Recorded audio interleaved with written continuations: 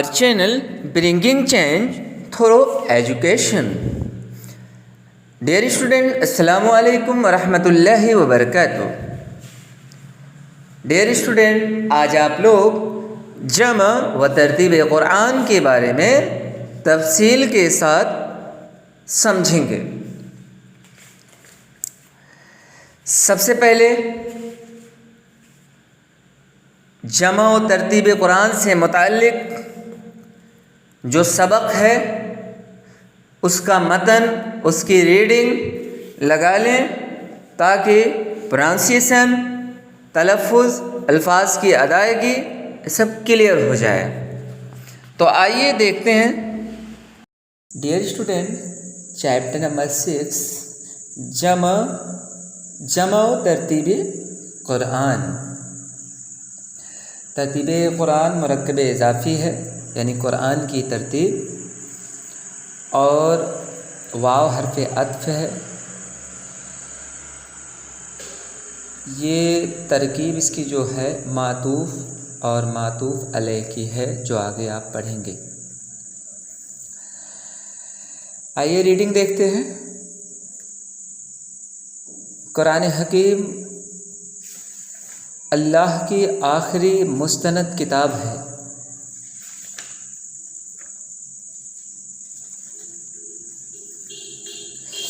یہ کتاب خاتم النبیین حضرت محمد مصطفیٰ صلی اللہ علیہ وسلم پر بذریعہ وحی الہی نازل ہوئی.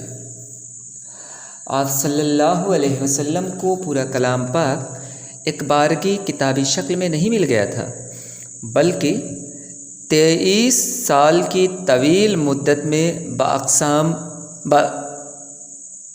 اقساط نازل ہوا تھا. قسط کی جمع ہے اقساط. آپ صلی اللہ علیہ وسلم کے عہد رسالت میں خالق کائنات کی طرف سے دنیا والوں کی ہدایت و رہنمائی کے لیے جو فرامین و احکام آتے رہے، انہیں اللہ کی ہدایت کے مطابق آپ صلی اللہ علیہ وسلم نے ترتیب دلوا دیا.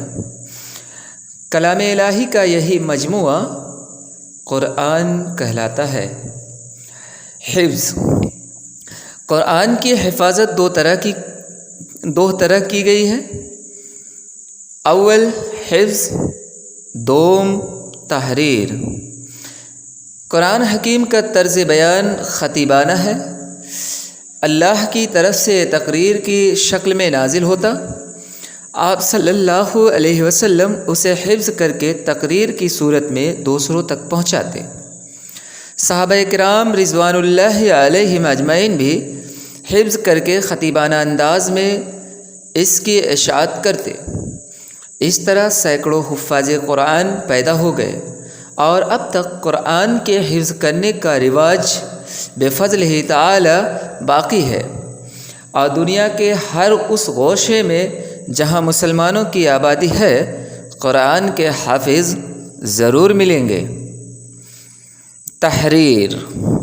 حضور صلی اللہ علیہ وسلم صرف حافظے پر ہی قناعت نہیں کرتے تھے، بلکہ نزول کے بعد ہی ہر جز کو اللہ کی ہدایت کے مطابق اس کو مناسب جگہ پر قلم بند کرا دیتے تھے. ضبط تحریر میں لانے کا مقدس کام صحابہ کرام رضوان اللہ علیہم اجمعین میں سے متعدد حضرات نے انجام دیا. ان بزرگوں میں حضرت ابو بکر رضی اللہ، حضرت عثمان رضی اللہ عنہ اور حضرت علی رضی اللہ عنہ بھی شامل تھے. حضور صلی اللہ علیہ وسلم کے دور میں آج کل کی طرح کاغذ تو تھا نہیں، چنانچہ کلام الہی کو تحریر میں لانے کے لیے کاغذ کے بجائے چمڑے کے ورق، کھجور کی شاخیں، پتھر کی پتلی سلیں، اونٹ یا بکرے کے شانے کی چوڑی ہڈیاں اور لکڑیاں وغیرہ استعمال کی جاتی تھیں. حضور صلی اللہ علیہ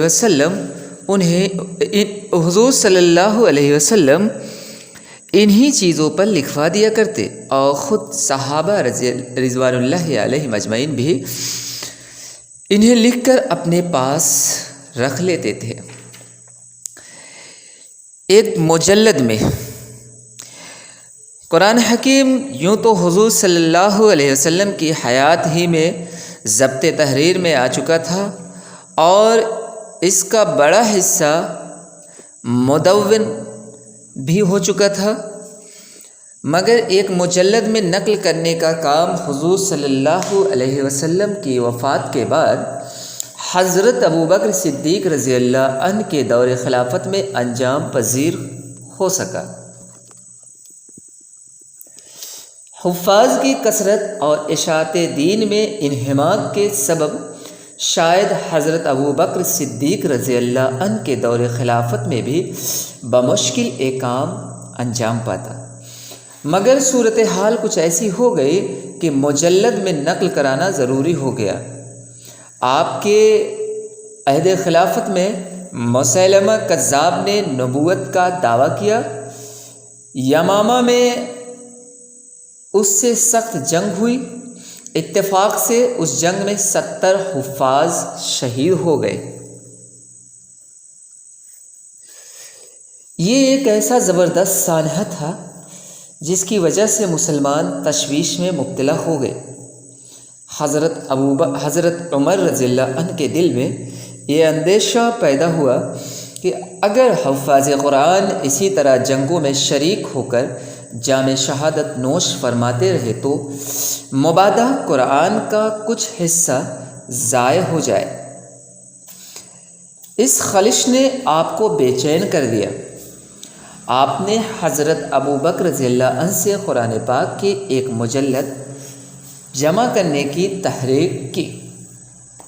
چنانچہ حضرت ابوبکر رضی اللہ عنہ نے کاتب وحی حضرت زید بن ثابت رضی اللہ عنہ کو اس کام پر مامور کیا اور قرآن کریم ایک مجلد میں نقل کر لیا گیا۔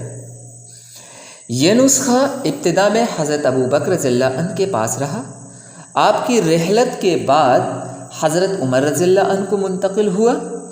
جب آپ بھی شہید کر دیے گئے تو یہ نسخہ آپ کی صاحبزادی حضرت حفصہ رضی اللہ عنہ کے پاس آیا۔ یہ حضور صلی اللہ علیہ وسلم کی ازواج مطہرات میں سے تھی اور اس نسخے کو بہت عزیز رکھتی تھیں۔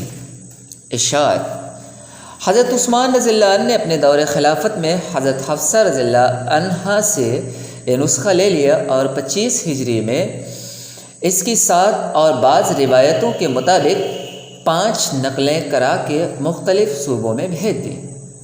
کتابت میں آپ نے قریش کی زبان کو قائم رکھا کیونکہ یہی محبت وحی کی زبان تھی اور کلام پاک اسی میں نازل ہوا تھا۔ عرب ایک وسیع جزیرہ نما ہے، گو پورے ملک کی زبان عربی تھی، مگر جس طرح ہمارے ہاں مختلف مقامات کی زبان اردو ہونے کے باوجود حیدرآباد، دہلی اور لکھنؤ کی زبان میں اختلاف پایا جاتا ہے، اسی طرح عرب کے مختلف گوشوں کی عربی میں بھی جزوی اختلاف تھا۔ کلام الہی پر اس جزوی اختلاف کو اثر انداز ہونے دینے کے معنی یہ تھے کہ مختلف مقامات کے نسخوں میں اختلاف رونما ہو اور آہستہ آہستہ تحریف کا اندیشہ پیدا ہو جائے۔ اسی لیے حضرت عثمان رضی اللہ عنہ نے قرأت کی وہی صورت رائج کی جس میں کلام پاک نازل ہوا تھا۔ حضرت عثمان رضی اللہ عنہ کے بارے میں عام طور پر مشہور ہے کہ وہ جامع قرآن تھے۔ یہ بات صحیح نہیں، البتہ قرآن کی اشاعت اور قرأت کی ایک ہی صورت کی ترویج، یہ دونوں آپ کی وہ زبردست خدمات ہیں جنہیں کبھی بھلایا نہیں جا سکتا۔ آپ کی اس کوشش سے بفضل تعالی کلام الہی فتنہ تحریف سے محفوظ ہو گیا۔ آج ہم تک جو نسخے پہنچے ہیں وہ بعینہ ہی اسی نسخے کی نقلیں ہیں جو حضرت ابوبکر رضی اللہ عنہ کے عہد میں جمع ہو کر حضرت عثمان رضی اللہ عنہ کے عہد میں شائع کیا گیا تھا۔ حضرت عثمان غنی رضی اللہ عنہ تلاوت کلام پاک کے بہت دلدادہ تھے۔ آپ کو تلاوت کی حالت میں شہید کیا گیا تھا۔ شہادت کے وقت جو مصحف آپ کی تلاوت میں تھا اور جس پر خون کے چھینٹے پڑ گئے تھے وہ ایک مدت تک بنی امیہ کے پاس رہا۔ پھر ان کی خلافت کے ساتھ دمشق سے منتقل ہو کر اندلس پہنچا۔ اندلس میں اسلامی سلطنت کے زوال کے بعد مراکش کے دارالخلافہ فارس میں منتقل ہوا۔ ابن بطوطہ کا بیان ہے کہ یہ نسخہ 8ویں صدی ہجری تک جامع بصرہ میں موجود تھا اور اس پر خون کے دھبے نمایاں تھے۔ یہی نسخہ 1904 عیسوی میں بخارا سے ماسکو پہنچا، وہاں سے پھر بخارا واپس لایا گیا۔ جب 1923 عیسوی میں پالشویکوں نے ترکستان پر دوبارہ قبضہ کیا تو اس نسخہ کو پھر وہ اپنے ساتھ ماسکو لیتے گئے۔ نقاط و اعراب۔ عربوں کو نقطے اور اعراب کی ضرورت نہیں پڑتی تھی۔ عربی ان کی مادری زبان ہے اور جس طرح ہم اردو کا شکستہ خط روانی سے پڑھ لیتے ہیں، وہ بھی نقطے اور اعراب کے بغیر کلام پاک پڑھ لیتے تھے۔ اسی لیے حضرت عثمان غنی رضی اللہ عنہ نے قرآن کے نسخوں میں اعراب اور نقطے نہیں لگوائے تھے، لیکن جب عجمی لوگ مشرف با اسلام ہوئے تو عربی سے ناآشنا ہونے کے سبب انہیں بہت دشواری پیش آئی۔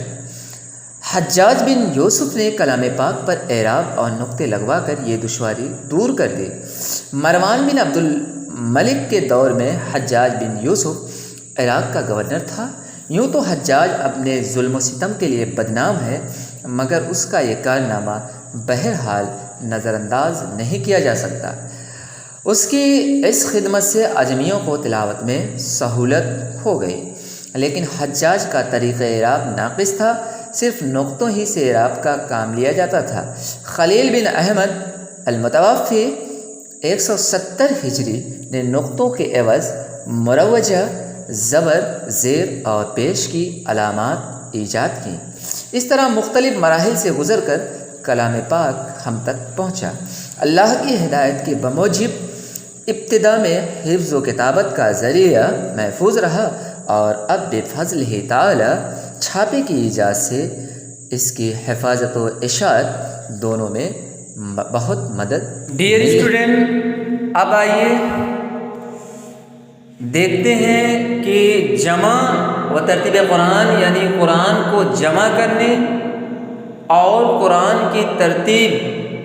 کو ترتیب دینے میں کن کن مراحل سے گزرنا پڑا، کن کن مرحلوں سے ہوتے ہوئے آج قرآن کریم ضخیم مجلد یعنی ایک موٹی کتابی شکل میں ہم سب کے پاس ہے۔ کن کن مرحلوں سے گزر کر آج یہ ہم تک پہنچی ہے۔ ڈیئر اسٹوڈنٹ، پہلے پیراگراف میں بتایا گیا ہے کہ قرآن حکیم اللہ کی آخری مستند کتاب ہے۔ قرآن کو مجید کہتے ہیں، کریم کہتے ہیں، حکیم کہتے ہیں۔ مجید یعنی پاک کتاب، مجید صفت ہے، کریم قابل عزت، قابل احترام قرآن کی صفت ہے، اور حکیم حکمت والی، دانائی والی کتاب، یعنی قرآن کریم ایک ایسی مقدس آسمانی کتاب ہے جس میں حکمت کی باتیں ہیں، عقل مندی کی باتیں ہیں، دانشوروں کے لیے، ذی شعور لوگوں کے لیے، اہل خرد کے لیے، ہوش مندوں کے لیے ہدایت دینے والی کتاب ہے، اور یہ اللہ کی آخری مستند کتاب ہے۔ مستند کہتے ہیں پروف کی ہوئی، تصدیق کی ہوئی، جس کی صداقت میں کوئی شک نہیں ہے۔ ایک ایسی کتاب ہے جس کی سچائی میں، جس کے آسمانی ہونے پر ذرا بھی شک نہیں ہے۔ یہ کتاب خاتم النبیین حضرت محمد مصطفیٰ صلی اللہ علیہ وسلم پر بذریعہ وحی الہی نازل ہوئی۔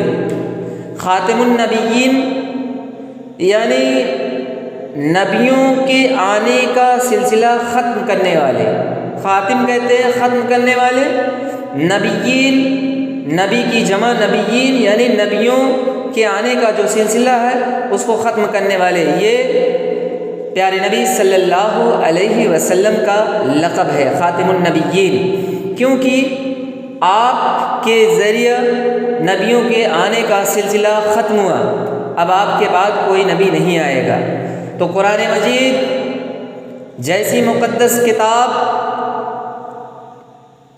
حضرت محمد صلی اللہ علیہ وسلم پر وحی الہی کے ذریعہ نازل ہوئی، ذریعہ سے اللہ تعالیٰ کی وحی کے ذریعہ سے نازل ہوئی۔ وحی کی کئی قسمیں ہیں، آگے آپ پڑھیں گے کبھی، لیکن ابھی یہاں سمجھیے کہ حضرت جبرائیل علیہ السلام جو پیغام اللہ کا لے کر آپ تک آتے تھے، وہ پیغام حضرت جبرائیل علیہ السلام کا نہیں تھا، وہ اللہ کا ہوتا تھا، بس آپ اس کو پیارے نبی صلی اللہ علیہ وسلم تک پہنچاتے تھے۔ تو قرآن مجید پیارے نبی صلی اللہ علیہ وسلم پر وحی کے ذریعہ نازل ہوئی، اتری، نازل ہونا اترنا۔ آپ صلی اللہ علیہ وسلم کو پورا کلام یک بار کی کتابی شکل میں نہیں مل گیا تھا، بلکہ 23 سال کی طویل مدت میں باقسات نازل ہوا تھا۔ یک بار کی کہتے ہیں ایک ہی بار میں، طویل مدت، لمبا عرصہ۔ اقساط یہ قسط کی جمع ہے، جمع مکسر ہے، قسط کی جمع اقساط، یعنی تھوڑا تھوڑا کر کے، سلسلہ وار۔ ایسا نہیں ہے یہ کتاب پوری جو ہمارے پاس موجود ہے یہ ایک ہی وقت میں اللہ تعالیٰ نے آپ پر اتاری، نہیں، تھوڑا تھوڑا کر کے 23 سال کی طویل مدت میں، یعنی لمبے عرصے میں تھوڑا تھوڑا کر کے یہ کتاب پیارے نبی صلی اللہ علیہ وسلم پر اتری۔ آپ صلی اللہ علیہ وسلم کے عہد رسالت میں خالق کائنات کی طرف سے دنیا والوں کی ہدایت اور رہنمائی کے لیے جو فرامین و احکام آتے رہے، انہیں اللہ کی ہدایت کے مطابق آپ صلی اللہ علیہ وسلم نے ترتیب دلوا دیا۔ کلام الہی کا یہی مجموعہ قرآن کہلاتا ہے۔ عہد کہتے ہیں زمانہ، رسالت کہتے ہیں پیغمبری۔ آپ صلی اللہ علیہ وسلم کے پیغمبری کے زمانے میں خالق کائنات یعنی اللہ تعالیٰ کی طرف سے، خالق کہتے ہیں پیدا کرنے والا، کائنات یعنی ساری کائنات کا جو کریٹر ہے، جو ساری دنیا کو پیدا کرنے والا، بنانے والا ہے، یہ پیارے نبی صلی اللہ علیہ وسلم کے پیغمبری کے دور میں دنیا والوں کی ہدایت اور رہنمائی کے لیے جو اللہ تعالیٰ کے احکام، جو فرمان کی جمع ہے، فرامین جمع مکسر ہے، جو آتے رہے، آپ صلی اللہ علیہ وسلم نے اللہ کی ہدایت کے مطابق، اللہ کی رہنمائی کے مطابق، اللہ کی مرضی کے مطابق اس قرآن کو ترتیب دلوا دیا۔ قرآن کی جو شکل ہونی تھی، جس طرح اللہ نے رہنمائی کی کہ قرآن ایسی شکل میں ہو، صورتیں کون سی کہاں پر ہو، پارے کون سے کہاں پر ہوں، کون سی آیت کس سورہ میں ہو، سب اللہ کی ہدایت کے مطابق آپ صلی اللہ علیہ وسلم نے سب کی ترتیب دلوائی۔ کلام الہی یعنی اللہ تعالیٰ کے کلام کا، اللہ تعالیٰ کے احکام کا، بات کا یہی مجموعہ جمع کیا گیا۔ اللہ تعالیٰ کا جو کلام اکٹھا کر کے کتابی شکل میں ہمارے پاس موجود ہے، یہ قرآن کہلاتا ہے۔ ہم اسے اپنی زبان میں قرآن کہتے ہیں، عربی زبان میں ساری کائنات اسے قرآن کہتی ہے۔ اب اس کے بعد آئیے دیکھتے ہیں حفظ۔ حفظ کے معنی ہوتے ہیں یاد کرنا۔ حفظ کی جمع ہے حفاظ، حافظ کی جمع ہے حفاظ، یعنی حافظ حفظ کرنے والا، حفاظ یعنی کئی حافظ۔ قرآن کی حفاظت دو طرح کی گئی، اول حفظ، دوم تحریر۔ قرآن حکیم کا طرز بیان خطیبانہ ہے، اللہ کی طرف سے تقریر کی شکل میں نازل ہوتا، آپ صلی اللہ علیہ وسلم اسے حفظ کر کے تقریر کی صورت میں دوسروں تک پہنچاتے۔ ڈیئر اسٹوڈنٹ، قرآن کی حفاظت دو طرح سے کی گئی۔ پہلی صورت حفظ کی، یعنی لوگ قرآن کی آیتیں، قرآن کی صورتیں اور پورے قرآن کو حفظ کیا، یاد کیا، اپنے دلوں میں محفوظ کیا۔ اور اس کی دوسری، قرآن کی حفاظت کی دوسری صورت تھی تحریر، یعنی لکھاوٹ، لکھنا، کتابت۔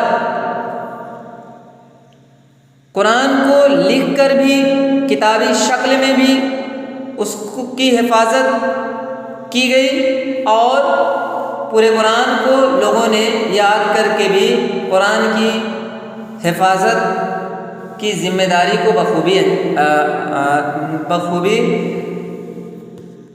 نبھایا۔ قرآن حکیم کا طرز بیان خطیبانہ ہے۔ طرز کہتے ہیں طریقہ، بیان گفتگو، خطیبانہ تقریر جیسا۔ قرآن حکیم کا جو بیان کا جو طریقہ ہے وہ تقریری ہے، تقریر جیسا ہے، جیسے عوام کو مخاطب کیا گیا ہے۔ جیسے تقریر میں مقرر جو ہوتے ہیں، خطیب جو ہوتے ہیں، خطاب کرتے جو ہیں، تو سامعین کو مخاطب کرتے ہیں، پورے سامعین کو مخاطب کرتے ہیں، برادران اسلام، سامعین کرام، ہے نا، گویا کہ انہیں مخاطب کر کے اپنی گفتگو ان تک پہنچاتے ہیں، پہنچانے کی کوشش کرتے ہیں۔ تو قرآن کا یہ بیان کا جو طریقہ ہے وہ بھی خطیبانہ ہے، یعنی قرآن کے ہر بیان میں پورے عوام مخاطب ہے، پوری عوام مخاطب ہے، پوری عوام سے خطاب کیا گیا ہے، صرف کسی ایک فرد کو مخاطب نہیں کیا گیا ہے، بلکہ عوام الناس کو مخاطب کیا گیا ہے۔ اور اللہ کی طرف سے بھی یہ تقریر کی شکل میں نازل ہوتا۔ حضرت جبرائیل علیہ السلام تحریر کی شکل میں نہیں لے کر آتے تھے، کسی رجسٹر میں، کسی ڈائری میں، کسی پیپر پر لکھ کر نہیں لاتے تھے، بلکہ اورل، زبانی، تقریری طور سے سناتے تھے، رہنمائی کرتے تھے، بتاتے تھے۔ تو آپ صلی اللہ علیہ وسلم اسے حفظ کر کے تقریر کی صورت میں دوسروں تک پہنچاتے۔ آپ صلی اللہ علیہ وسلم اسے یاد کر لیتے تھے اور قرآن کی آیتوں کو، قرآن کی صورتوں کو یاد کر کے دوسروں تک منتقل کر دیتے تھے، کنورٹ کر دیتے تھے، تاکہ دوسرے لوگ بھی قرآن کو یاد کر لیں۔ صحابہ کرام رضوان اللہ علیہم اجمعین بھی حفظ کر کے خطیبانہ انداز میں اس کی اشاعت کرتے۔ صحابہ کرام وہ بھی قرآن حکیم کو حفظ کر لیتے اور خطیبانہ انداز میں، تقریری انداز میں اس کی اشاعت کرتے۔ اشاعت کرنا، پھیلانا، اس کو پھیلاتے لوگوں تک، جہاں تک جتنی جن کی کوشش ہوتی تھی وہ پھیلانے کی کوشش کرتے تھے، تاکہ قرآن کریم خوب پھیل جائے، زیادہ سے زیادہ لوگوں کے دلوں میں محفوظ ہو جائے۔ اس طرح سینکڑوں حفاظ قرآن پیدا ہو گئے۔ قرآن کو حفظ کرنے والے، یاد کرنے والے صحابہ کرام کی محنت سے، صحابہ کرام کی اشاعت سے سینکڑوں تیار ہو گئے، اور اب تک قرآن کے حفظ کرنے کا رواج بفضل ہی تعالی باقی ہے، اور دنیا کے ہر اس گوشے میں جہاں مسلمانوں کی آبادی ہے قرآن کے حافظ ضرور ملیں گے۔ آج تک اللہ کے فضل و کرم سے، بفضل ہی، اس کے فضل سے، عربی عبارت ہے، اس کے فضل سے یعنی اللہ تعالیٰ کے فضل سے قرآن کو یاد کرنے کا یہ طریقہ، یہ سلسلہ آج تک رائج ہے، اور دنیا کے ہر اس گوشے میں، گوشہ کہتے ہیں کونا، ہر اس کونے میں جہاں مسلمانوں کی آبادی ہے آپ کو قرآن کے حافظ ضرور ملیں گے۔ اب آئیے دیکھتے ہیں قرآن کی حفاظت کی دوسری صورت، تحریر۔ ڈیئر اسٹوڈنٹ، حضور صلی اللہ علیہ وسلم صرف حافظے پر ہی قناعت نہیں کرتے تھے۔ حافظہ کہتے ہیں یادداشت، قناعت کرنا، تھوڑی چیز پر صبر کرنا۔ تو پیارے نبی صلی اللہ علیہ وسلم صرف یادداشت ہی پر صبر نہیں کرتے تھے، یادداشت ہی کے بھروسے نہیں تھے، بلکہ نزول کے بعد، قرآن کے اترنے کے بعد ہی ہر جز کو، جز کہتے ہیں حصہ، نزول کہتے ہیں اترنا، ہر حصے کو اللہ کی ہدایت کے مطابق اس کو مناسب جگہ پر قلم بند کرا دیتے تھے۔ قلم بند کرانا، لکھوانا، مناسب جگہوں پر اللہ کی ہدایت کے مطابق، اللہ کی رہنمائی کے مطابق آپ صلی اللہ علیہ وسلم اس کو لکھوا دیتے تھے۔ ضبط تحریر میں لانے کا مقدس کام صحابہ کرام میں سے متعدد حضرات نے انجام دیا۔ ضبط تحریر، لکھاوٹ، لکھنا، تحریر میں لانا۔ ضبط کہتے ہیں بس میں کرنا، قابو میں کرنا، تحریر لکھاوٹ، یعنی لکھاوٹ کے بس میں، یعنی لکھنا، لکھنے کا عمل۔ متعدد، کئی، تو قرآن کریم کو لکھنے کا کام کئی صحابہ کرام نے انجام دیا۔ ان بزرگوں میں حضرت ابوبکر صدیق رضی اللہ عنہ، حضرت عثمان غنی رضی اللہ عنہ اور حضرت علی مرتضیٰ رضی اللہ عنہ بھی شامل تھے۔ حضور صلی اللہ علیہ وسلم کے دور میں آج کل کی طرح کاغذ تو تھا نہیں، چنانچہ کلام الہی کو تحریر میں لانے کے لیے کاغذ کے بجائے چمڑے کے ورق، کھجور کی شاخیں، پتھر کی پتلی سلیں، اونٹ یا بکرے کے شانے کی چوڑی ہڈیاں اور لکڑیاں وغیرہ استعمال کی جاتی تھیں۔ حضور صلی اللہ علیہ وسلم انہی چیزوں پر لکھوا دیا کرتے اور خود صحابہ رضوان اللہ علیہم اجمعین بھی انہیں لکھ کر اپنے پاس رکھ لیتے تھے۔ میننگ دیکھ لیجئے، متعدد، کئی، شانہ کہتے ہیں کندھا، کندھے کی جو ہڈیاں ہوتی ہیں وہ چوڑی ہوتی ہیں نا، کافی اسپیس ہوتا ہے، جگہ ہوتی ہے، تو اس پر بھی لکھا جا سکتا ہے۔ تو پیارے نبی صلی اللہ علیہ وسلم کے دور میں کاغذ تو تھا نہیں آج کی طرح، جیسے آج تو بہت ساری سہولتیں ہیں، تو آپ صلی اللہ علیہ وسلم کے دور میں کاغذ وغیرہ ایسا کچھ نہیں تھا۔ تو قرآن کریم کو تحریر میں لانے کے لیے کاغذ کے بجائے چمڑے کے ورق، کھجور کی شاخیں، پتھر کی پتلی سلیں، سل پتہ ہی ہے نا، اونٹ یا بکرے کے شانے، یعنی کہ بکرے کے کندھے کی جو، اونٹ کے کندھے کی جو چوڑی ہڈیاں ہوتی تھیں، لکڑیاں وغیرہ، یہ سب استعمال کی جاتی تھیں قرآن کریم کو تحریر میں لانے کے لیے، قرآن کریم کو لکھنے کے لیے۔ پیارے نبی صلی اللہ علیہ وسلم انہی چیزوں پہ لکھوا دیا کرتے اور صحابہ کرام حفاظت سے اسے، ان سب کو اپنے پاس رکھ لیتے تھے۔ اب آئیے دیکھتے ہیں ایک مجلد میں، مجلد جلد کیا ہوا، بندھا ہوا، یعنی ایک موٹی کتابی شکل میں قرآن کریم کس طرح ایک موٹی کتابی شکل میں اکٹھا ہوا، آئیے دیکھتے ہیں۔ قرآن حکیم یوں تو حضور صلی اللہ علیہ وسلم کی حیات ہی میں ضبط تحریر میں آ چکا تھا، پیارے نبی صلی اللہ علیہ وسلم کی زندگی ہی میں تحریری شکل میں قرآن کریم آ چکا تھا، اس کا بڑا حصہ مدون بھی ہو چکا تھا۔ مدون کہتے ہیں جمع کرنا، ترتیب دینا، یعنی پیارے نبی صلی اللہ علیہ وسلم کی زندگی ہی میں تحریری شکل میں قرآن آ چکا تھا اور اس کا بڑا حصہ ایک جگہ جمع ہو چکا تھا، اس کی ترتیب دی جا چکی تھی، مگر ایک مجلد میں نقل کرنے کا کام حضور صلی اللہ علیہ وسلم کی وفات کے بعد حضرت ابو بکر صدیق رضی اللہ عنہ کے دور خلافت میں انجام پذیر ہو سکا، یعنی ایک کتابی شکل میں ایک جگہ اکٹھا کر کے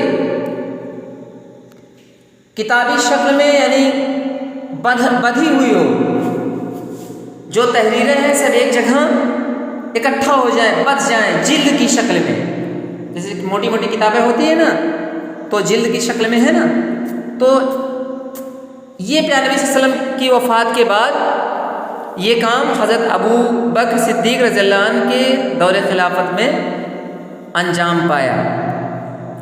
حفاظ کی کثرت اور اشاعت دین میں انہماک کے سبب شاید حضرت ابو بکر صدیق رضی اللہ عنہ کے دور خلافت میں بھی بمشکل یہ کام انجام پاتا، مگر صورتحال کچھ ایسی ہو گئی کہ مجلد میں نقل کرانا ضروری ہو گیا۔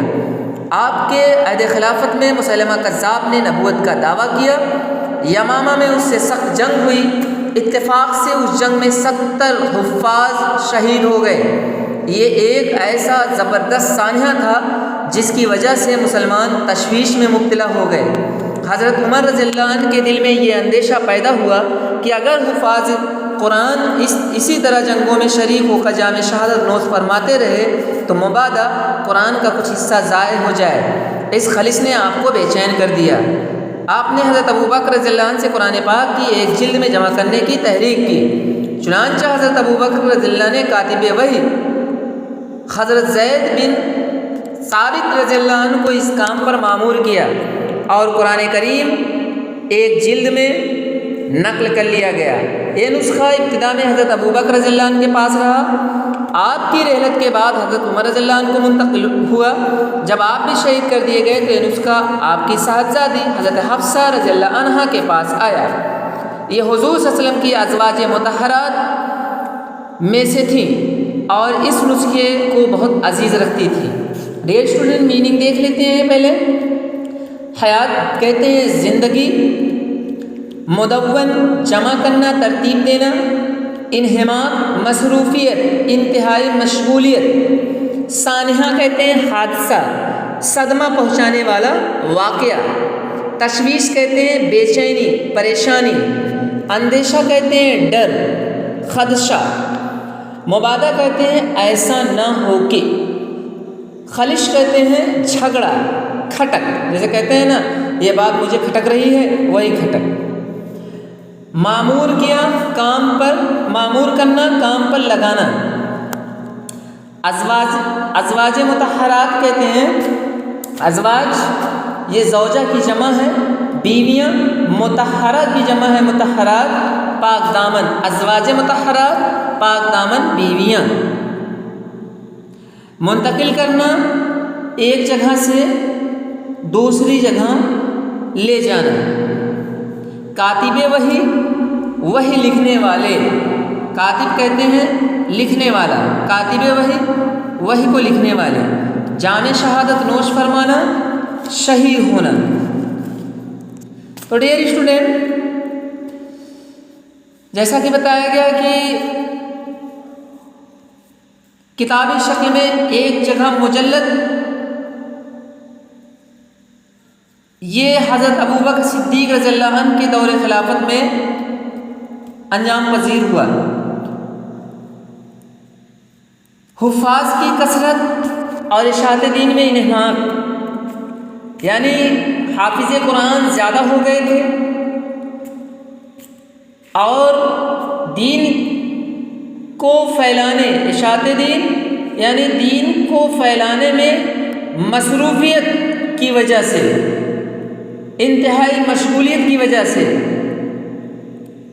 شاید کہ یہ کام حضرت ابو بکر صدیق رضی اللہ عنہ کے دور خلافت میں بھی مشکل سے انجام پاتا، کیونکہ ان کو کانفیڈنٹ تھا کہ ڈھیر سارے حفاظ کرام ہیں، بہت سارے حافظ ہیں، تو ایک طریقے سے یقین تھا قرآن کے محفوظ ہونے کا، اطمینان تھا، اور دین کی اشاعت میں، دین کی باتوں کو پھیلانے میں بھی اتنا بزی تھے، اتنا زیادہ مصروف تھے کہ ممکن نہیں تھا کہ یہ کام انجام پاتا۔ لیکن ہوا یوں کہ حضرت ابوبکر رضی اللہ عنہ کے دور میں ایک جنگ لڑی گئی، جنگ یمامہ۔ اس جنگ کا پس منظر یہ ہے کہ ایک شخص جس کا نام مسیلمہ کذاب تھا، اس نے نبوت کا یعنی نبی ہونے کا جھوٹا دعویٰ کیا۔ اس نے اپنے آپ کو بتایا کہ میں خدا کا بھیجا ہوا نبی ہوں، لوگوں کو گمراہ کر رہا تھا، لوگوں کو سیدھی راہ سے بھٹکا رہا تھا، اپنے آپ کو نبی ہونے کا جھوٹا دعویٰ کر رہا تھا۔ ظاہر سی بات ہے وہ نبی تو تھا نہیں، اور خود اللہ کے رسول صلی اللہ علیہ وسلم نے اپنی زندگی ہی میں کہہ دیا تھا کہ میں ہی آخری نبی ہوں، اب میرے بعد کوئی نبی نہیں آئے گا۔ اور خود اللہ کے رسول صلی اللہ علیہ وسلم نے حجۃ الوداع کے موقع پر یہ کہا تھا، الیوم اکملت لکم دینکم، الیوم اکملت لکم دینکم واتممت علیکم، یعنی میں نے آج تم پر تمہارا دین مکمل کر دیا۔ یعنی دین کی جتنی باتیں تھیں وہ ساری باتیں کمپلیٹلی میں نے تم تک پہنچا دی۔ اس سے پہلے بھی نبی آتے تھے، انبیاء کرام آتے تھے، لیکن جس قوم میں جو گڑبڑی ہوتی تھی اس کی ہدایت، اس کی رہنمائی کے لیے آتے تھے۔ جیسے شعیب علیہ السلام کو دیکھ لیجئے، ناپ تول میں کمی اور بت پرستی بہت زیادہ بڑھ گئی تھی، تو اس کی اصلاح کے لیے اللہ تعالیٰ نے حضرت شعیب علیہ السلام کو بھیجا۔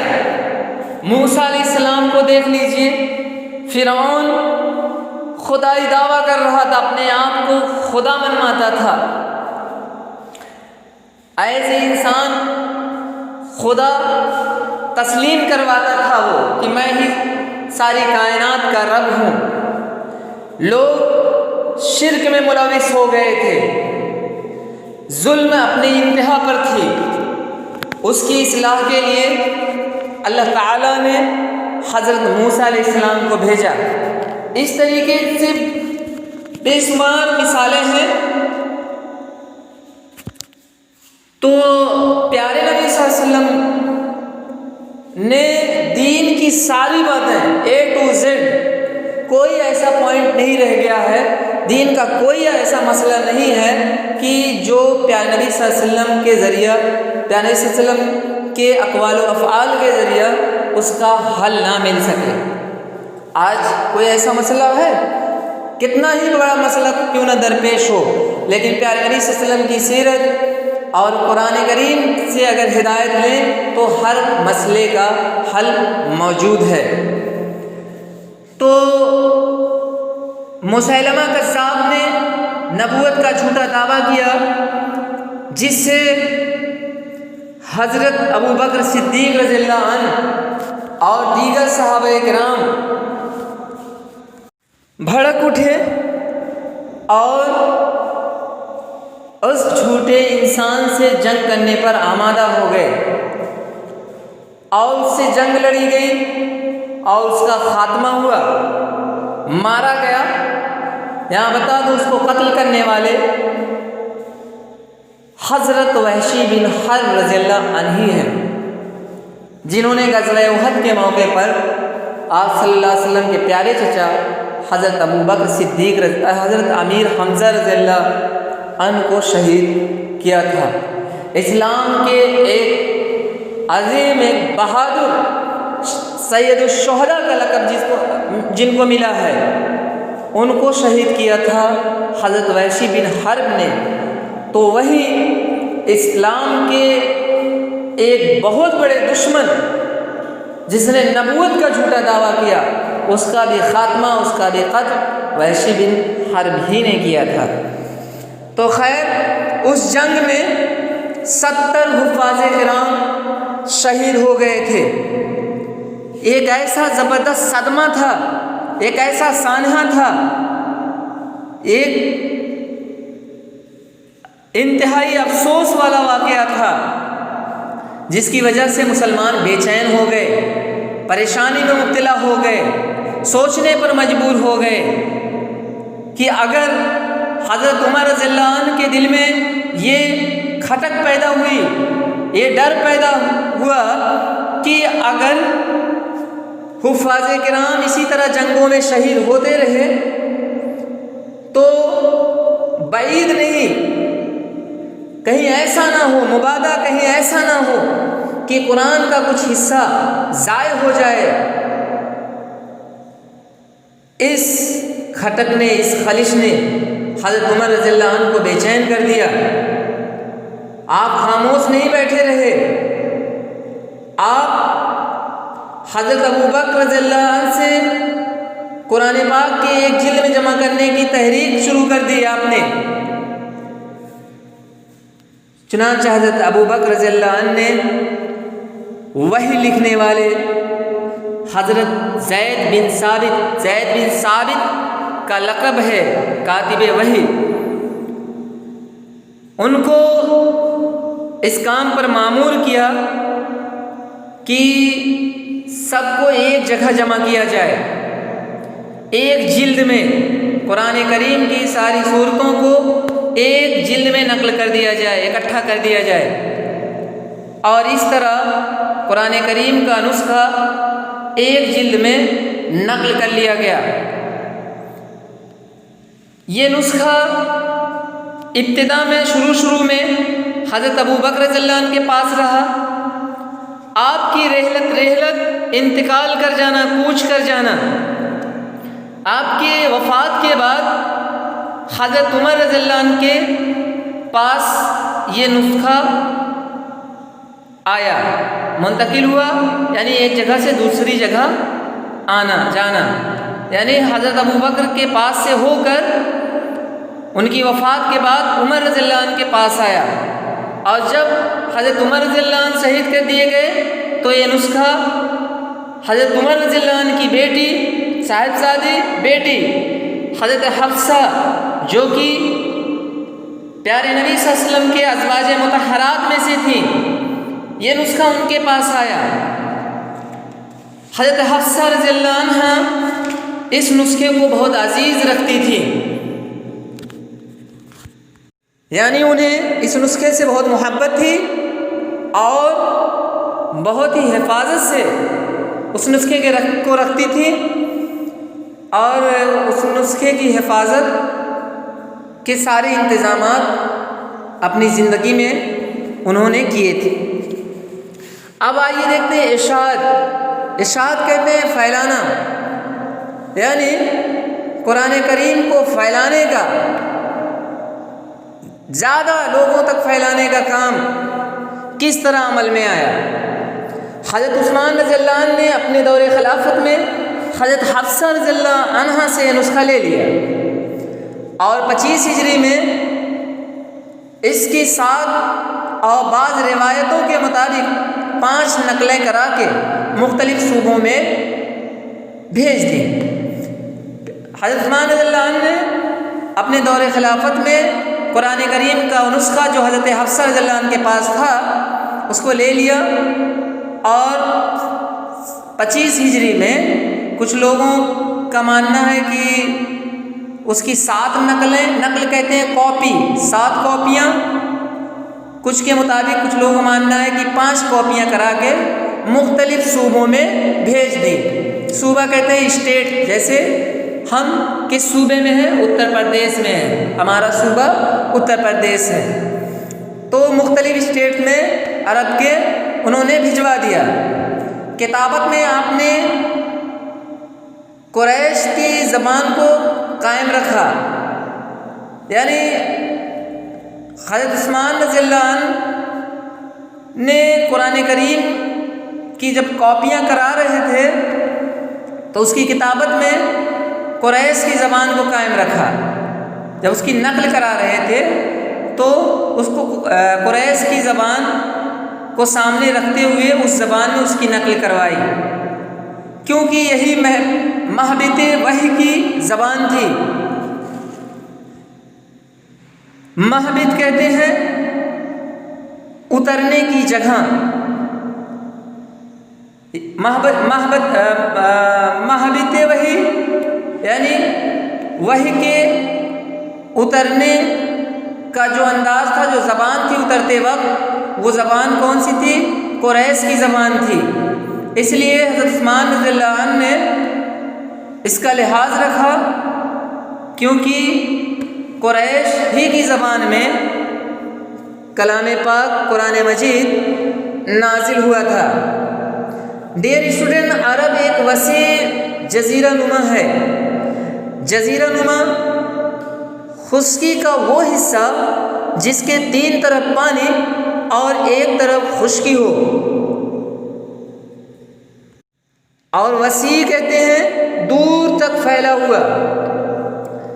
تو عرب جو تھا وہ وسیع جزیرہ نما تھا، جس کے 3 طرف پانی تھے اور 1 حصہ خشکی کا تھا اور دور تک پھیلا ہوا تھا سب۔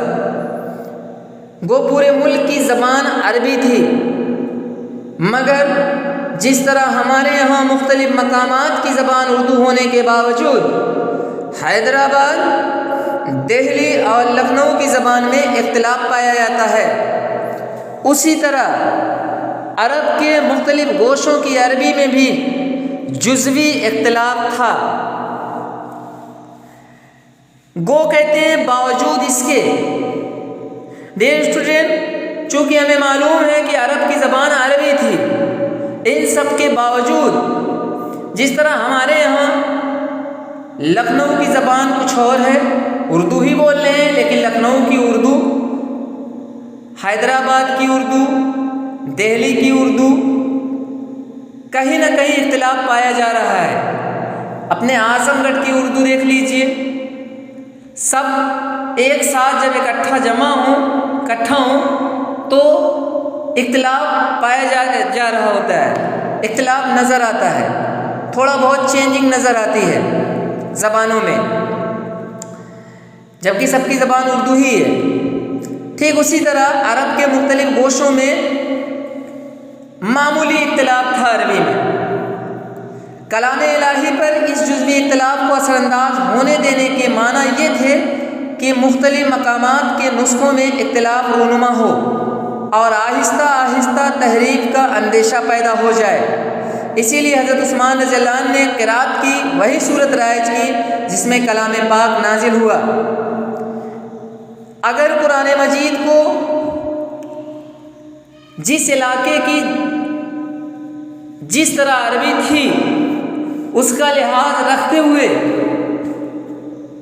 اسی طریقے پر اگر اس کی کتابت کو عمل میں لے آتے تو اس بات کا امکان ہے، اس بات کا امکان تھا کہ کہیں کوئی چینجنگ نہ ہو جائے۔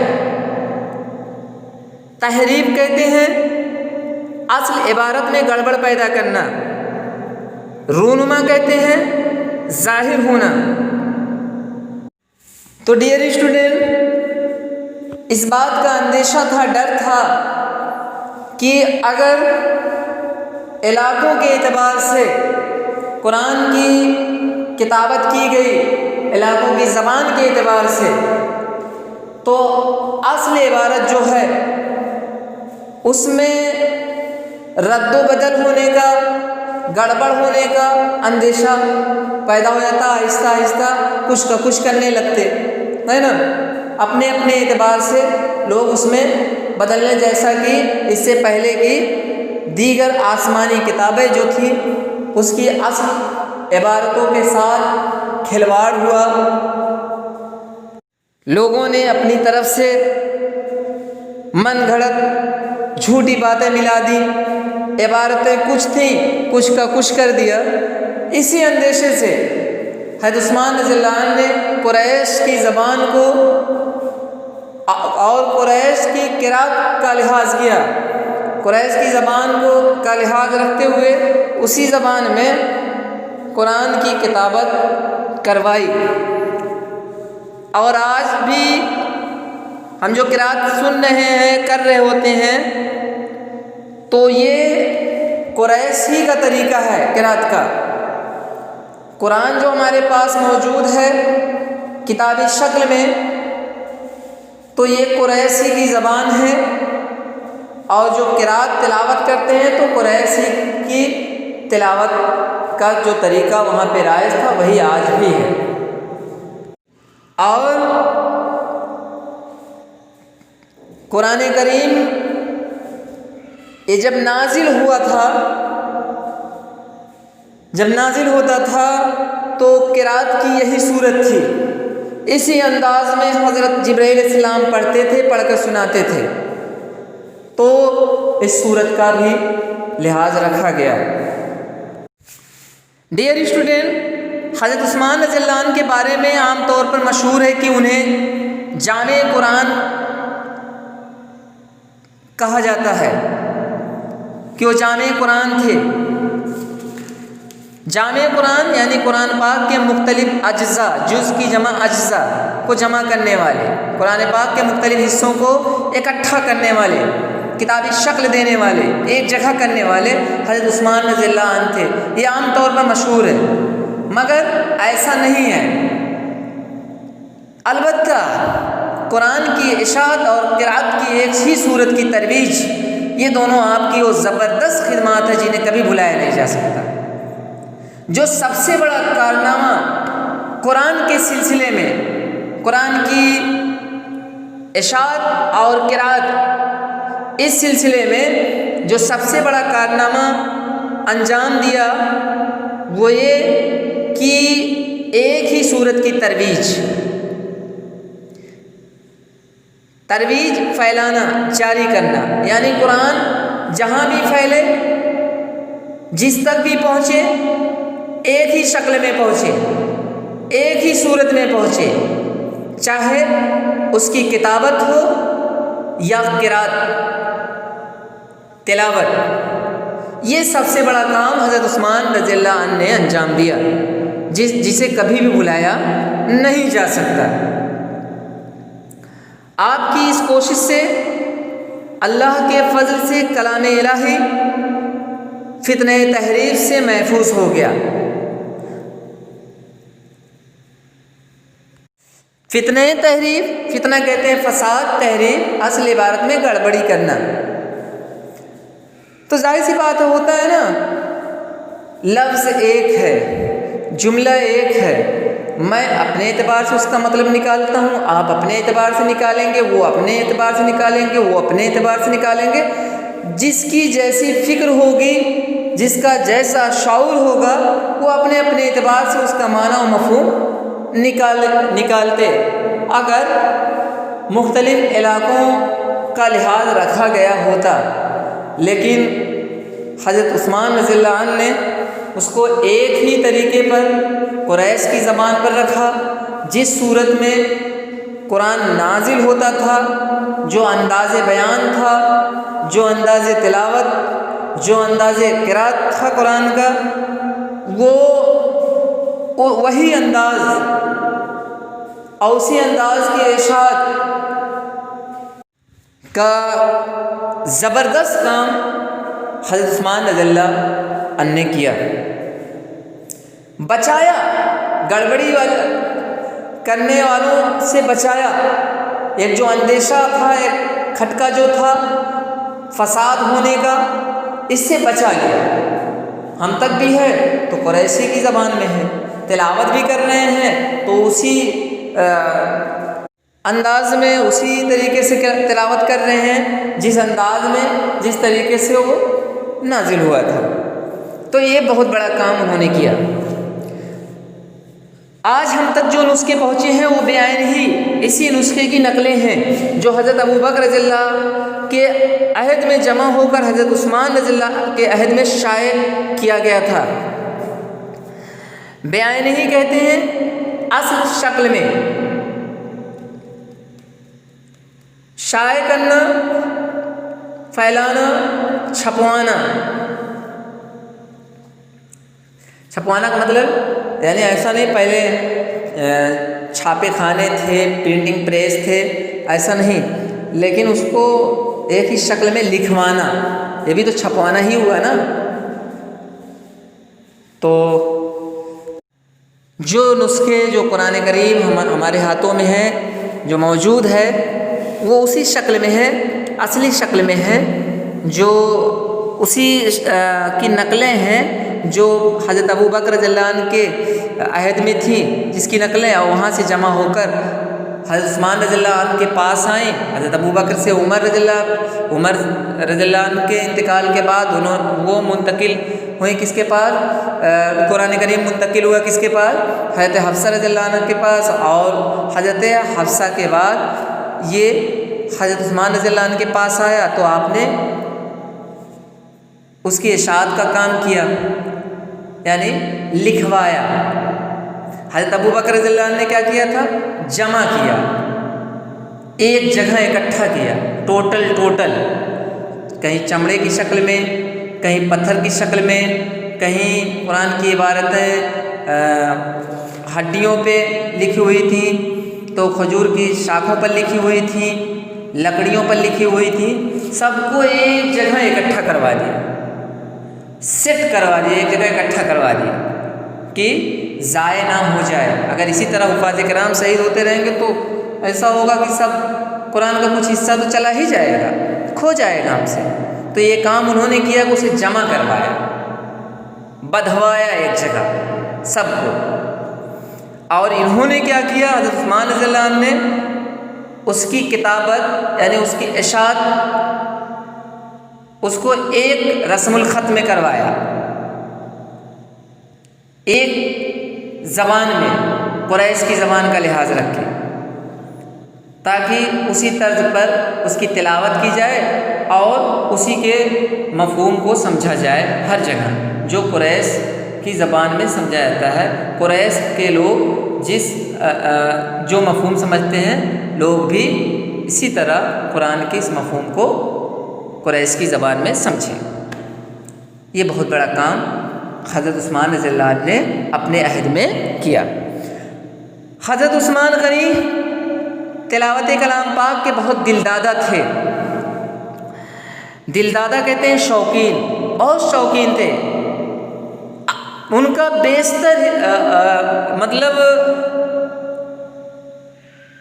بیشتر وقت قرآن پاک کی تلاوت میں گزر جاتا، زیادہ تر وقت قرآن کریم کی تلاوت میں گزر جاتا تھا، یہاں تک کہ آپ کو تلاوت ہی کے دوران، آپ تلاوت کر رہے تھے، اسی دوران آپ کو شہید کیا گیا تھا۔ اور ہمیں معلوم بھی ہے، بتایا بھی گیا اس سے پہلے، کہ جس وقت شہید کیا گیا، خون کے جو چھینٹے تھے وہ قرآن کریم پر آ گئے تھے، قرآن کریم کے صفحات پر آ گئے تھے۔ بہرحال وہ مصحف، یعنی وہ قرآن مجید جس پر حضرت عثمان رضی اللہ عنہ کی شہادت کا خون لگا ہوا تھا، وہ ایک عرصے تک بنی امیہ کے پاس رہا، پھر ان کی خلافت کے ساتھ دمشق سے منتقل ہو کر اندلس پہنچا۔ یہ سب ملکوں کے نام ہیں، یعنی امیہ کے بعد دمشق سے منتقل ہو کر کہاں پہنچا؟ اندلس پہنچا۔ اندلس میں اسلامی سلطنت کی زوال کے بعد، زوال کہتے ہیں پستی، تباہی، تو اندلس میں جب اسلامی سلطنت ختم ہونے لگی تو اس کے بعد یہ نسخہ مراکش کے دارالخلافہ فارس میں منتقل ہوا۔ دارالخلافہ راجدھانی کو کہتے ہیں، راجدھانی یعنی کیپٹل آف دا کنٹری۔ تو اندلس سے ہوتے ہوئے مراکش، جس کی راجدھانی فارس تک منتقل ہوا۔ ابن بطوطہ کا بیان ہے، ایک شخص کا نام ہے، ایک سیاح کا نام ہے، جس نے دنیا کے اکثر حصے کا دورہ کیا، چکر لگایا، سیاحت کی، گھوما۔ اس کے بارے میں مشہور ہے کہ تقریباً پوری دنیا کی سیر اس نے کی۔ اس کا بیان ہے کہ یہ نسخہ 8ویں صدی ہجری تک جامع بصرہ میں موجود تھا اور اس پر خون کے دھبے نمایاں تھے، اور یہی نسخہ 1904 عیسوی میں بخارا سے ماسکو پہنچا۔ بصرہ، بخارا، ماسکو، یہ سب شہروں کے نام ہیں، ملکوں کے نام ہیں۔ تو بصرہ سے پھر کہاں پہنچا؟ بخارا، بخارا سے ماسکو، 1904 عیسوی میں بخارا سے ماسکو پہنچا۔ اس نسخے میں خون کے دھبے نمایاں تھے، یہ ابن بطوطہ کا بیان ہے۔ وہاں سے پھر بخارا واپس لایا گیا، ماسکو سے پھر بخارا واپس لایا گیا، اور جب 1923 عیسوی میں بالشویکوں نے ترکستان پر دوبارہ قبضہ کیا تو اس نسخہ کو پھر وہ اپنے ساتھ ماسکو لیتے گئے۔ 1933 عیسوی میں جب بالشویکوں نے ترکستان پر قبضہ کر لیا، جنگ وغیرہ ہوئی ہوگی، اور جب پوری طرح سے حاوی ہو گئے، قبضہ کر لیا، تو اس کو اپنے ساتھ ماسکو لے کر چلے آئے۔ تو ڈیئر اسٹوڈنٹ، اب آئیے دیکھتے ہیں نقاط و اعراب۔ نقطہ کی جمع ہے نقاط، اور اعراب یعنی حرکت، زیر زبر پیش۔ عربوں کو نقطے اور اعراب کی ضرورت نہیں پڑتی تھی، عربی ان کی مادری زبان ہے، اور جس طرح ہم اردو کا شکستہ خط روانی سے پڑھ لیتے ہیں، وہ بھی نقطے اور اعراب کے بغیر کلام پاک پڑھ لیتے تھے۔ چونکہ عرب جو تھے وہ مچھے ہوئے تھے، پوری طرح سے عربی پر فوقیت تھی، وہی ان کی زبان تھی، اس لیے ان کو نقطے کی، زیر زبر پیش کی ضرورت نہیں پڑتی تھی۔ جس طرح ہم لوگ ہیں، اردو کی کوئی بھی تحریر جس کی لکھاوٹ شکستہ خط، خراب لکھاوٹ، شکستہ خط کہتے ہیں خراب لکھاوٹ، یعنی جس کی تحریر ایک دم خراب ہو، اس کو بھی تیزی سے پڑھ لیتے ہیں، روانی سے پڑھ لیتے ہیں۔ تو یہاں دیکھو ڈاکٹر صاحب ہیں، کتنا گھسیٹ کے سب لکھا رہتا ہے، کچھ سمجھ پاتے ہیں ہم لوگ نہیں، لیکن ڈاکٹر صاحب وہ سمجھ جاتے ہیں کیا لکھا ہے، کون سی دوا دینی ہے، کون سا کیپسول، کون سا ٹیبلیٹ، کون سا انجیکشن، سب ان کو پتہ ہوتا ہے، اور تیزی سے پڑھ لیتے ہیں، بس ایک نظر دیکھتے ہیں فوراً دوا دے دیتے ہیں۔ ٹھیک ایسے ہی وہ بھی بغیر نقطے کے، بغیر زیر زبر پیش کے قرآن کریم کو پڑھ لیتے تھے، تیزی سے پڑھ لیتے تھے۔ اسی لیے حضرت عثمان غنی رضی اللہ عنہ نے قرآن کے نسخوں میں اعراب اور نقطے نہیں لگوائے تھے، لیکن جب عجمی لوگ مشرف با اسلام ہوئے تو عربی سے ناآشنا ہونے کے سبب انہیں بہت دشواری پیش آئی۔ عجمی یعنی غیر عرب، عجمی کہتے ہیں غیر عرب، جو عرب کے نہ ہوں، جیسے ہم لوگ عجمی ہیں، ہندوستانی ہیں، عجمی ہیں، عرب کے نہیں ہیں۔ تو جب عرب کے علاوہ اور لوگ بھی مشرف با اسلام ہونا، اسلام قبول کرنا، مسلمان ہونا، جب وہ بھی مسلمان ہونے لگے، عرب کے علاوہ اور لوگ بھی مسلمان ہونے لگے، تو عربی سے ناآشنا، آشنا کہتے ہیں واقف، ناآشنا ناواقف، عربی سے ناواقف ہونے کی وجہ سے انہیں بہت دشواری پیش آتی تھی، بہت دقتوں کا سامنا کرنا پڑتا تھا، پڑھ ہی نہیں پاتے تھے عبارتوں کو، کیا لکھا ہے، کیسے پڑھیں۔ تو حجاج بن یوسف نے کلام پاک پر اعراب اور نقطے لگوا کر یہ دشواری دور کر دی۔ مروان بن عبد الملک کے دور میں حجاج بن یوسف عراق کا گورنر تھا۔ یوں تو حجاج اپنے ظلم و ستم کے لیے بدنام ہے، مگر اس کا یہ کارنامہ بہرحال نظر انداز نہیں کیا جا سکتا۔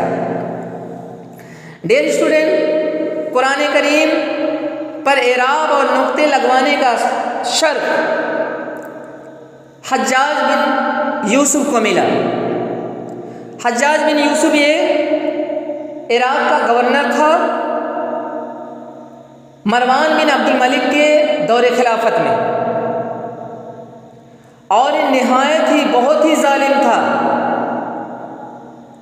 ظلم و ستم کے معاملے میں یہ بدنام تھا. لوگ اسے ظالم سمجھتے تھے،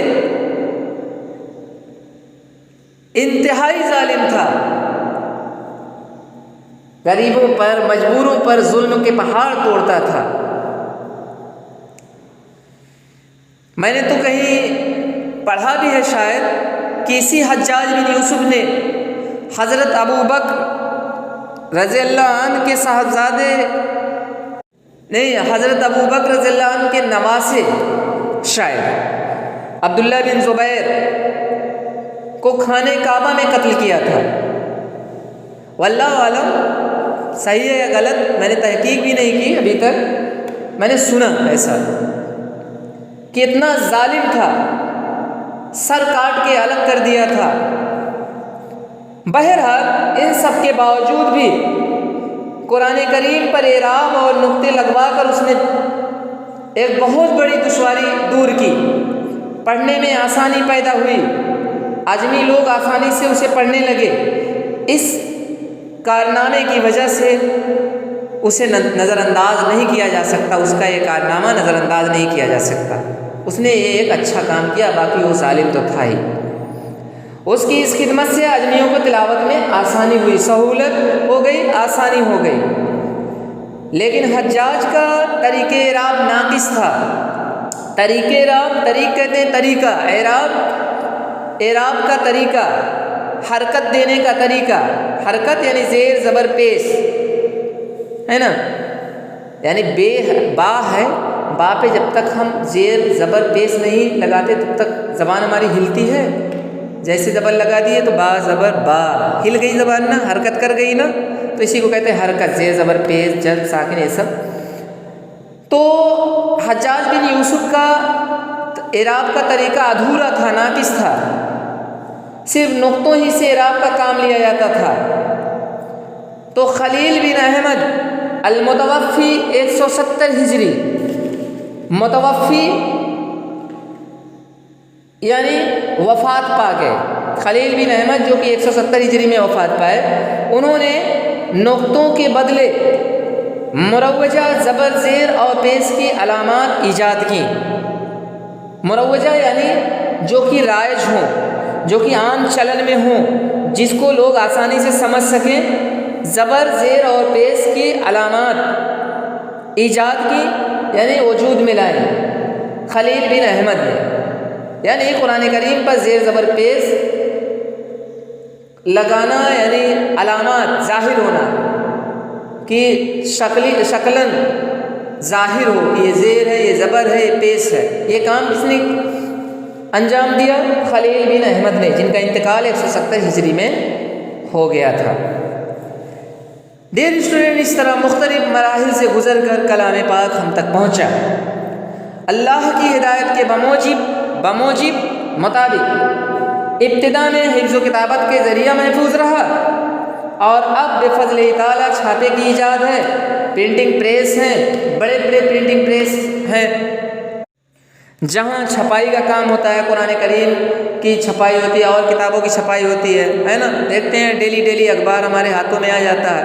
ٹیکنالوجی اتنی آگے ہے، اتنی ترقی کری، ہم کچھ بھی لکھے اس میں ڈال دیے، کمپیوٹر میں ڈال دیے، پرنٹنگ مشین میں ڈال دیے، اور اس کی کاپی نکل کر آ جاتی ہے. اپنے ہی یہاں پرنٹر ہے، پرنٹر کے اوپر رکھے اندر، اور اس کے بعد وہ اس کا عکس لیتا ہے، دوسری طرف سے اس کی کاپی آ جاتی ہے. بہرحال ٹیکنالوجی بہت آگے ترقی کر گئی ہے، بہت آگے ہو گئی ہے. تو اس طریقے سے مختلف مراحل سے گزر کر قرآن کریم آج ہم تک محفوظ ہے اور تا قیامت محفوظ رہے گا، کیونکہ اس کی حفاظت کی ذمہ داری خود اللہ نے لے رکھی ہے. قرآن کریم میں ہے بھی کہ اِنَّا نَحْنُ نَزَّلْنَا الذِّكْرَ وَإِنَّا لَهُ لَحَافِظُونَ. ہم ہی نے اس قرآن کو نازل کیا ہے اور ہم ہی اس کی حفاظت کریں گے، کیونکہ اللہ نے وعدہ کیا ہے، اللہ نے اس کی حفاظت کی ذمہ داری لے لی ہے. تو تا قیامت تک اس کو مٹایا نہیں جا سکتا. اس کی اشاعت ہوتی رہے گی، اس کی حفاظت ہوتی رہے گی، اور اسی طریقے سے حافظ قرآن تیار ہوتے رہیں گے، اور لوگ اس سے ہدایت حاصل کرتے رہیں گے۔ تو ڈیئر اسٹوڈنٹ، مجھے امید ہے کہ پورا چیپٹر سمجھ میں آ گیا ہوگا۔ مشکل الفاظ جو ہیں اس کی میننگ کو نوٹ کر لیجئے گا، ضرور نوٹ کر لیجئے گا، بہت سارے مشکل الفاظ ہیں، اس کو نوٹ کر لیجئے، ذہن نشین کر لیجئے، قرآن کریم کی تلاوت کو اپنی عادت میں ڈالیے۔ واقعی میں قرآن کریم کی تلاوت اگر روزانہ صبح میں کر لے، دن بھر موڈ فریش رہتا ہے، آنکھ کو تازگی ملتی ہے، چہرہ پر نور ہوتا ہے، مائنڈ فریش ہوتا ہے، ڈھیر سارے فوائد اس کی تلاوت میں ہیں۔ اور اگر سمجھ کر پڑھیں تو دل کو اطمینان ملتا ہے، سکون ملتا ہے، علم میں اضافہ ہوتا ہے، رہنمائی ملتی ہے، مسئلے کا حل ملتا ہے۔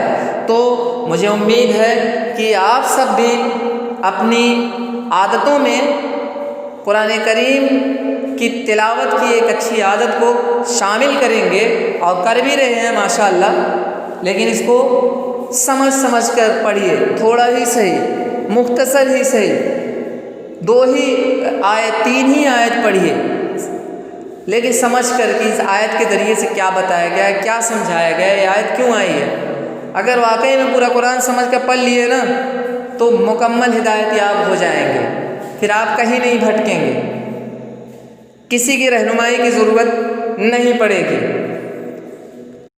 آج مسلمان ذلت و نکبت کا جو شکار ہیں، اس کی سب سے بڑی وجہ یہ بھی ہے کہ قرآن کریم سے دوری، قرآن کی تعلیم سے دوری، ادھر ادھر ہم بھٹک رہے ہیں، کامیابی ڈھونڈ رہے ہیں۔ کامیابی تو قرآن میں صاف الفاظ میں ہے، اللہ تعالیٰ نے بتا دیا کہ مسلمان مومن کیسے کامیاب ہو سکتے ہیں۔ تو ڈیئر اسٹوڈنٹ، قرآن کریم کو سمجھ کر پڑھنے کی عادت ڈالیے۔